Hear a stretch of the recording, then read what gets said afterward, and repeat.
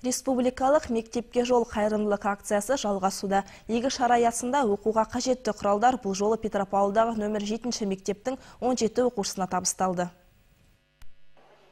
Любовь Николаенканың 5 немересі бар, екеуі 7 мектепте оқиды. Олар жыл сайын көрсетілетін материалдық көмектен биылда шет қалмады.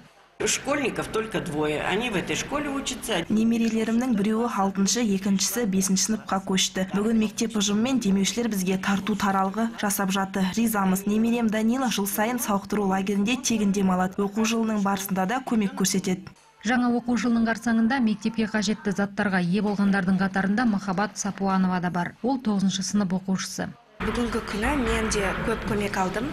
Осы біздің директорымыз, мектеп директорымыз Гүлнар Темірболатқызына және де осы акцияның демеушілеріне көп алғысымды білдіргім келеді.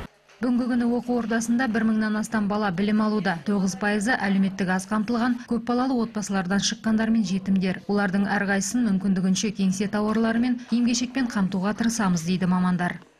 Сегодня будут вручаться 17 учащимся. Бүгін мектебіміз бойынша 17 оқушыға көмек көрсетілді. Біздің демеушілеріміз кеңсе тауарлары, спорттық формалар мен түрлі жабдықтарды сыйға тартты.